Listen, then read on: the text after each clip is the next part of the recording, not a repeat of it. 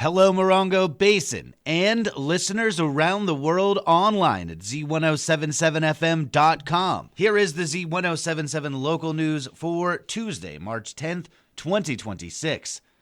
A Yucca Valley man was arrested on suspicion of making false reports to 911. San Bernardino County Sheriff's deputies had been investigating a man who was alleged to have made false reports to 911. Sheriff's dispatch received what they called numerous calls with false reports from Adam Barone, a 44-year-old resident of Yucca Valley. On Friday at around 11:15 p.m., deputies contacted Barone at his home in the 58,100 block of San Andreas Road in Yucca Valley. Adam Barone was arrested for investigation into harassing 911. He was cited and released.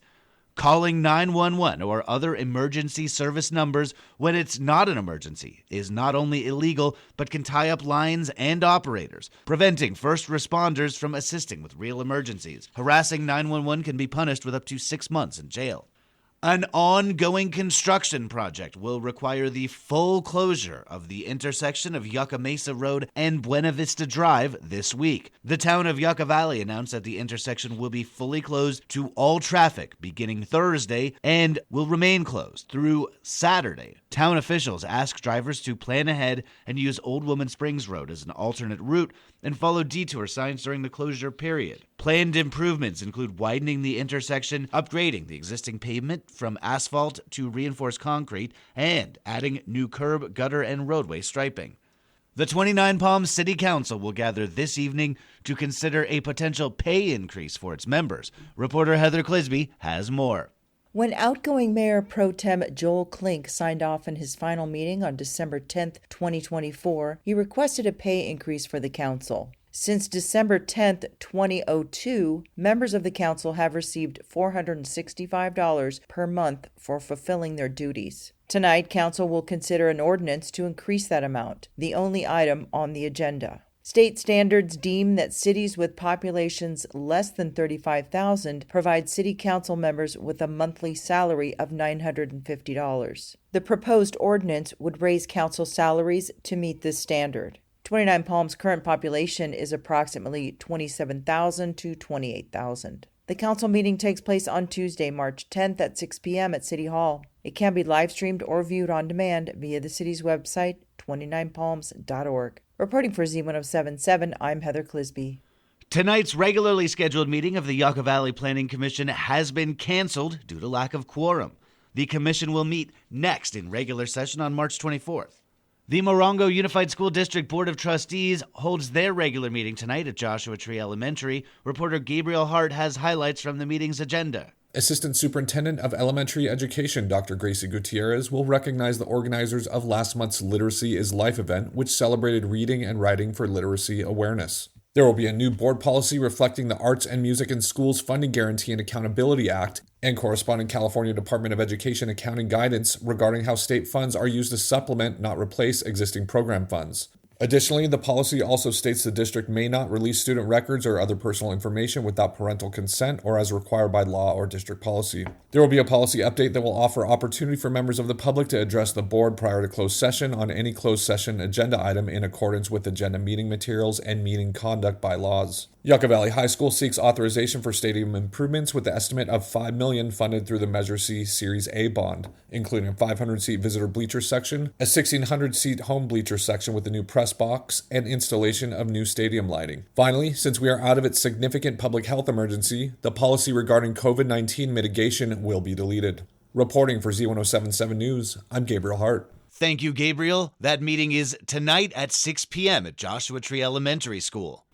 The Bighorn Desert View Water Agency meets in regular session tonight.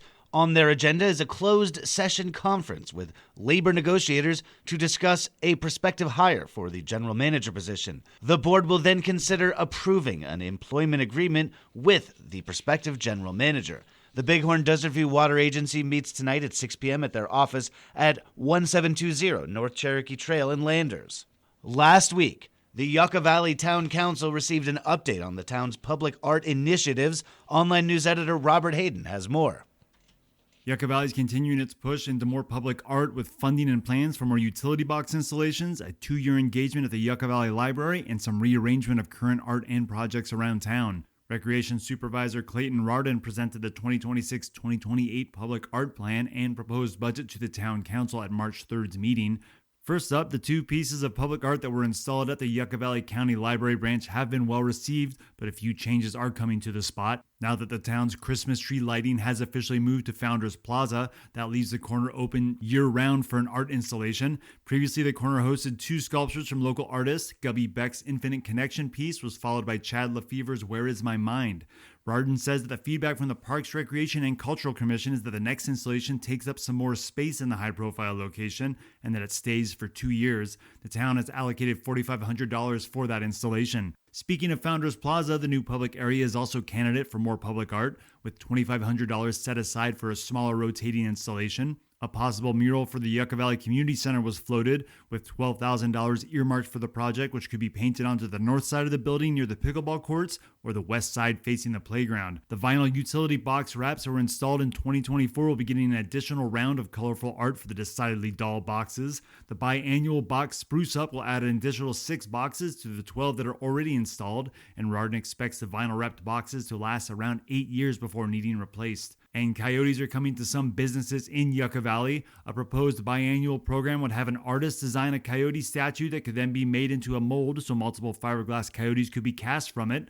Local artists would then hand paint the sculptures and they'd be displayed in front of local businesses around town. The sculptures' locations would be added to a public art walk map, and then they'd eventually be auctioned off during the art tour season. In total, the proposed art budget for 2026 to 2028 is just shy of $90,000. The town council had some suggestions on the 2 proposals. A $2,500 call for art at Brem Park was suggested to be set aside as the town already has a sculpture in need of a permanent home, and there was some pushback regarding the $12,000 mural allocation, with council members questioning the possible placements. Ultimately, the budget was passed without the mural and Brem Park allocations, and the $14,500 is set aside as a placeholder for further public art discussion. We have photos of the presentation and the public art at our website, Z107.7 FM.com. Reporting for Z107.7 News, I'm Robert Hayden. And finally, the Creative Cafe returns this week with a focus on making art from simple shapes. The Creative Cafe is a weekly drop-in art session hosted by local artist Jillian Sandell. The focus this week is transforming circles, triangles, and squares into people and objects, and then moving on to create your own drawings and designs by putting different shapes together. Wednesday's session runs from 12 noon to 2 p.m. at the Food for Thought Cafe at the Joshua Tree Retreat Center. Reservations are not required, but donations are suggested. That's our local news. Hear local news 7 times a day, 7 days a week at 7, 8, 9, noon, 4, 5, and 6. If you hear about news happening, let us know. Email us at tips@Z107.7fm.com.